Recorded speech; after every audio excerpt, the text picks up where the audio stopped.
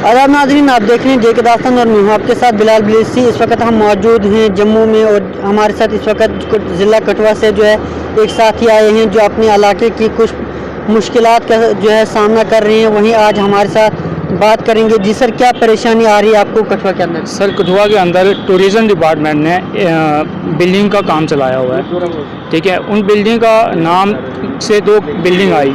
एक का नाम था community hall at village Palail at Billawar, जिसकी एस्टिमेटेड कास्ट थी 1 करोड़ 16 लाख के अप्रॉक्सीमेटली। सेकंड बिल्डिंग थी multipurpose hall at Kameshwar temple and other alliance work. इसका शुरू में जो काम आया ये आया 17 लाख का, जो बाद में इसके लिए एक बैलेंस वर्क करके इन्होंने इसी नाम से बैलेंस वर्क निकाला, जिसकी कास्ट 65 लाख रुपया थी। तो दोनों बिल्डिंग का मिला के बनता है 2 करोड़ से ऊपर। सर, मैंने एक RTI फाइल की टूरिज़्म डिपार्टमेंट में। एक्चुअली मैं देखना चाहता था कि इन बिल्डिंग का जो पैसा जितना आया है क्या वो वैसे ही यूटिलाइज़ हो रहा है जैसे डिपार्टमेंट से आया हुआ है। मैं उस RTI में ये मांगता हूँ कि मुझे इसका आर्किटेक्चर प्लान दिया जाए। मोटिव ये था, देखना चाहता था बिल्डिंग में आया क्या क्या है। क्या सिंगल हॉल आए हुए हैं या हॉल के साथ मान लो किचन आया है, बाथरूम आया है या कोई इसकी बाल बाउंड्री वगैरह कुछ आया है। तो मैंने वो चीज़ मांगी। सेकंड, मैंने इनका रेवेन्यू रिकॉर्ड मांगा कि जिस लैंड पे बनना था वहीं बन रहा है कि कहीं और बन रहा है। ये दूसरी चीज़ थी। इसमें कुछ और पॉइंट थे, तो ये मेन 2 पॉइंट थे इसमें। तो जो मैंने डिपार्टमेंट ने मुझे रिप्लाई दिया, पहले तो रिप्लाई नहीं दिया, मैंने अपील की, फिर मुझे रिप्लाई देते हैं, ठीक है, कि आप पैसे जमा करवाओ। जो भी कास्ट मैंने करवाया मुझे रिप्लाई मिला।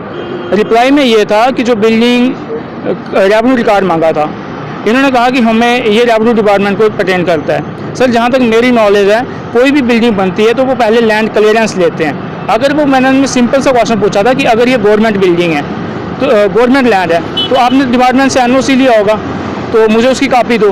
तो उन्होंने कहा कि वो नहीं दी मुझे। सेकंड थिंग मैंने पूछा था, अगर प्राइवेट लैंड है तो उसमें सेल डी रहे हैं, गिफ्ट दे रहा है, उसकी कॉपी दो मुझे वो भी कुछ नहीं मिला। उन्होंने सीधा लिख दिया कि ये रेवेन्यू डिपार्टमेंट को, अगर ये रेवेन्यू डिपार्टमेंट को पर्टेन करता था तो उन्होंने बिल्डिंग कैसे रेज कर दी वहाँ पे। आपने कहा कि 2 करोड़ की बिल्डिंगें बनी हैं, क्या लगता है वो 2 करोड़ की कीमत की बनी है या नहीं? सर, जैसे ये इन्फॉर्मेशन हाइड कर रहे हैं तो मुझे नहीं लग रहा कि वहाँ पे 2 करोड़ रुपया जो है वो इन्वेस्ट हुआ है। क्योंकि सर, 2 बिल्डिंग होती, जो सेकंड बिल्डिंग थी वो अलग वर्क था, वो एक अलग वर्क था। ठीक है, अगर मेरे पास पूरी इन्फॉर्मेशन दे देते तो मैं आसानी से बता सकता था कि जो सेकंड बिल्डिंग है मल्टीपर्पज़ हॉल की, वो बिल्डिंग के ऊपर बननी थी या कहीं साइड में बननी थी। अगर वो साइड में ऊपर बननी थी तो फिर उसमें अर्थ वर्क नहीं होना चाहिए था, जबकि उन्होंने उसमें अर्थ वर्क किया हुआ है। क्योंकि अगर बिल्डिंग छत के ऊपर बन रही है, ठीक है, तो उसमें ना तो नींवें निकलेंगी, ठीक है ना उसमें कोई प्लेन लेवलिंग होगी, ठीक है ना। तो वो बिल्डिंग ऊपर वो वहीं से दिख जाता है कि शुरू ही अगर किसी बात की नींव ही ख़राब है तो फिर ऊपर लग की ख़राब होगा। क्या लगता है आपको इस मसले में, कैसे देखते हैं, क्या चल रहा है वहाँ पर? ये मेरा क्लियर क्या चल रहा है कि ये ठेकेदार के साथ मिल के गाँव वालों को धोखे में रख के, ठीक है, और ये पैसा लूट रहे हैं। जो गांव का हक है उसको, ये लोगों का जो हक है उसको लूट रहे हैं। डिपार्टमेंट मिला हुआ है इनके साथ, ठीक है। तो मैं ये चाहता हूँ कि इसमें एक इंक्वायरी हो, हाई लेवल एक इंक्वायरी हो।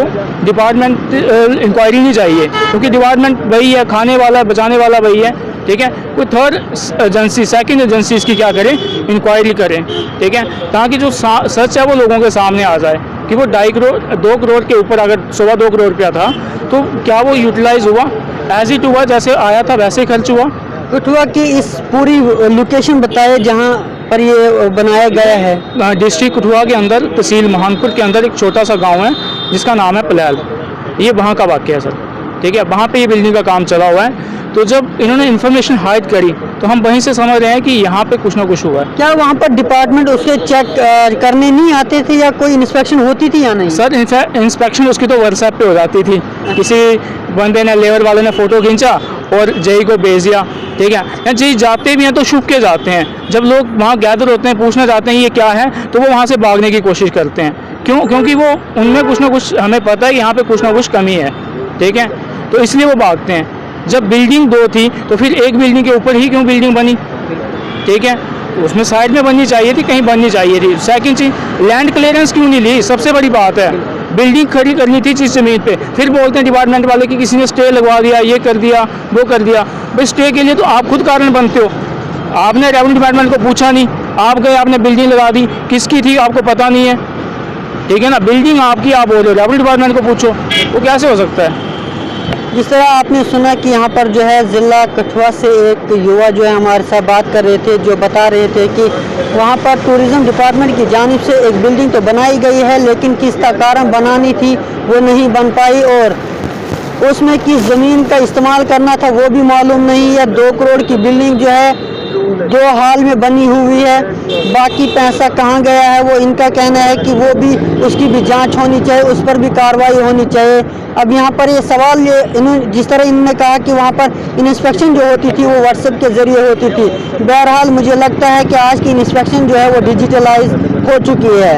उम्मीद करेंगे इस मसले को ठोस इक़दामात से देखा जाएगा।